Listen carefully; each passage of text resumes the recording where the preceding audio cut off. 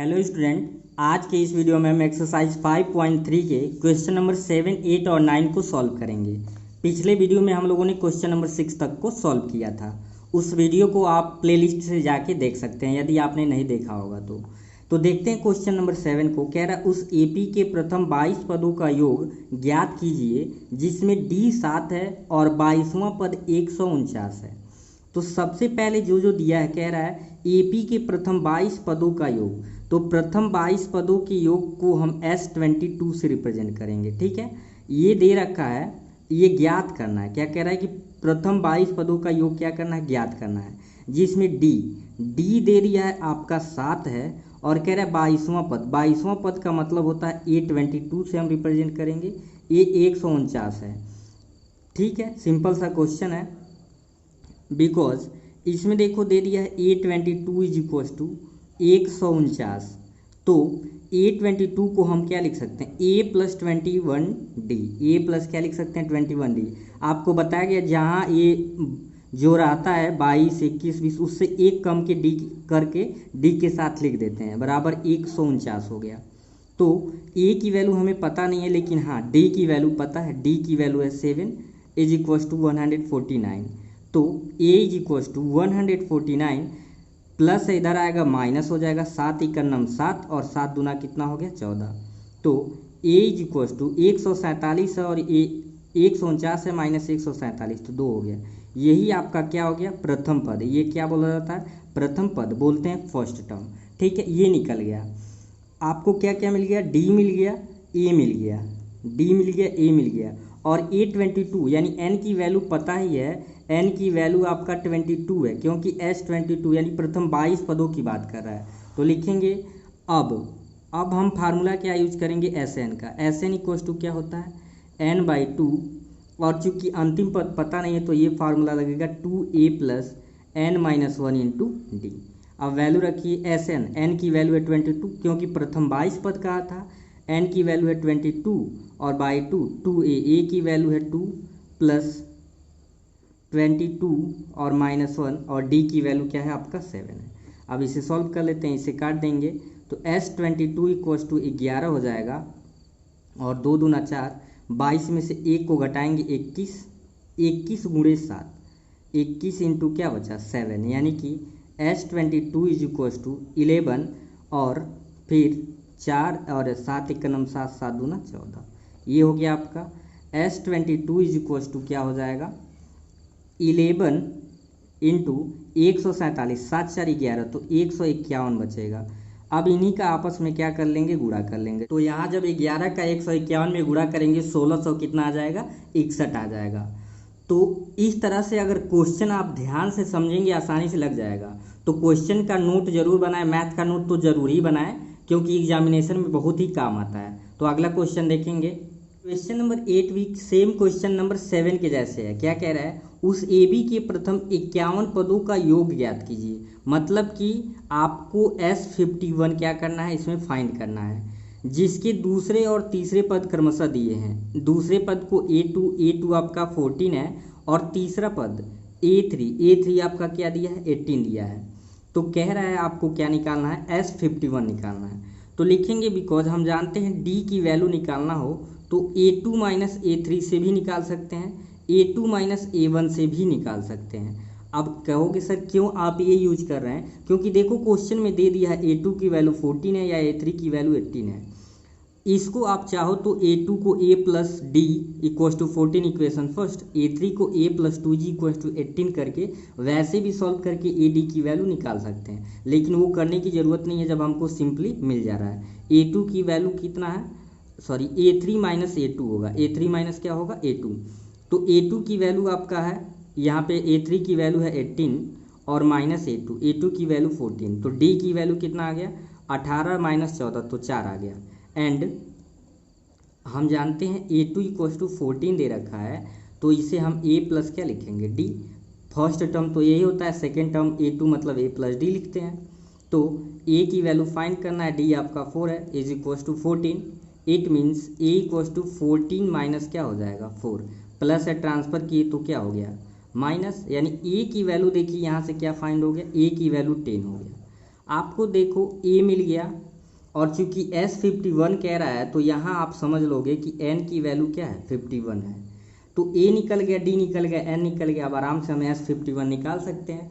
अब लिखेंगे नाउ, हम बिकॉज जानते हैं Sn का फार्मूला होता है n/2 and 2a plus n-1 into D. ठीक है, तो Sn की वैल्यू 51, क्योंकि प्रथम 51 पद निकालने हैं। यानी कि आप क्वेश्चन, आप एक्सरसाइज वाइज एक एक क्वेश्चन अच्छे से लगा रहे हैं तो आपको सारे क्वेश्चन बहुत अच्छे से समझ आ जाएंगे, और रिवाइज एक बार कर लीजिए तो वो तैयार बढ़िया से हो जाएगा। तो 51/2 और फिर 2a, a की वैल्यू ज़रा देखिए, a की वैल्यू 10 है प्लस n, यानी 51 - 1, और d की वैल्यू आपका क्या है 4 आया है। तो S51 = 51/2 और 2 का 10 में गुणा हुआ तो 20 हो गया, प्लस 51 में से 1 को घटाएंगे 50 होगा, और 5 चौक को 20, यानी कि ये कितना हो जाएगा 200। तो S51 यहाँ लिखेंगे S51 ये 51/2 है इंटू 200 का 220 में जब जोड़ेंगे 200 में 20 जोड़ेंगे तो 220 हो गया, 2 से काटेंगे 2 × 2, 2 × 0। अब क्या बचा आपका S51, इसको ऐसे लिख देते हैं 51 × 110। तो जब आप गुणा इन दोनों का आपस में कर देंगे तो S51 आ जाएगा।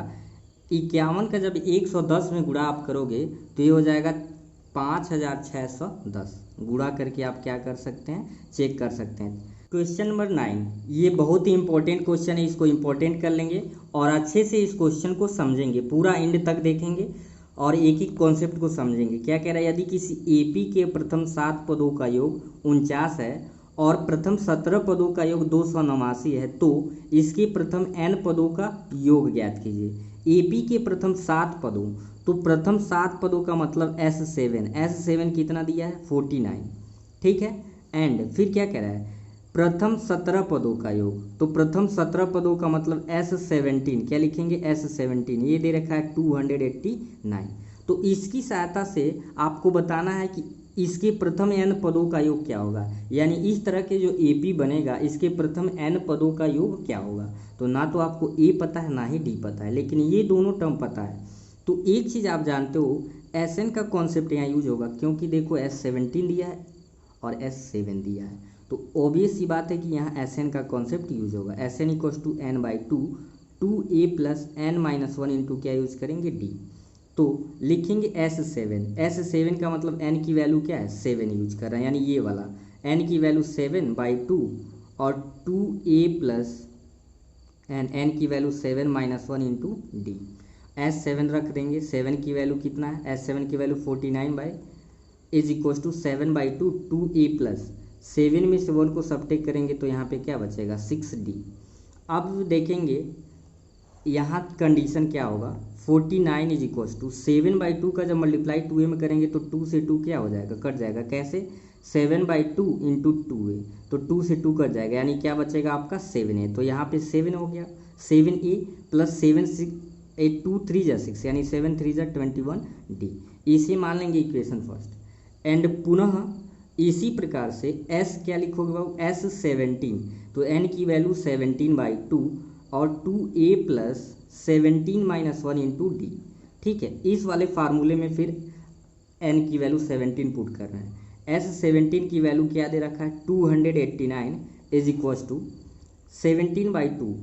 एकदम सिस्टमेटिक जब आप सॉल्व करोगे कॉन्सेप्ट यूज करके, कोई दिक्कत नहीं है। यहाँ पे 2a प्लस 17 में से 1 को घटाएंगे तो 16d, 17 से काट देंगे तो ये 17 हो जाएगा, यानी कि 17 = यहाँ पे देखो ऊपर कट गया, 2 से 2 भाग देंगे तो यहाँ a बचेगा और 2 8 16, 8d।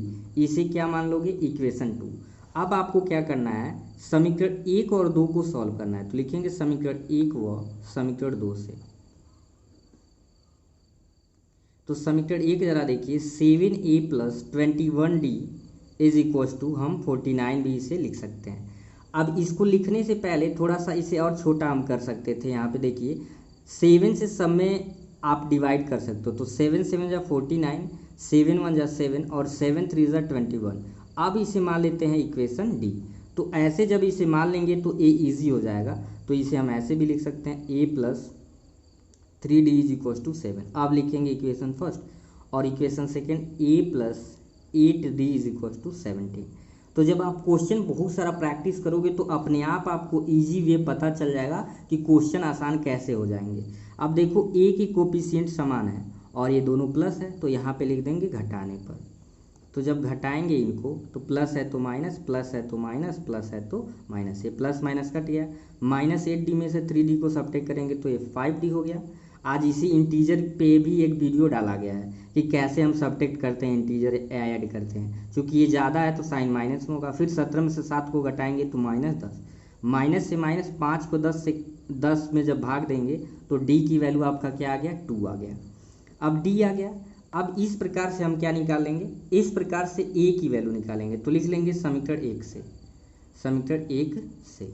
समीकरण 1 जरा बताइए क्या है। समीकरण 1 आपका था a plus 3d is equal to 7 था। तो a plus 3 into 2 is equal to 7, यानी a इज इक्वल टू 7, 3 2 जा 6।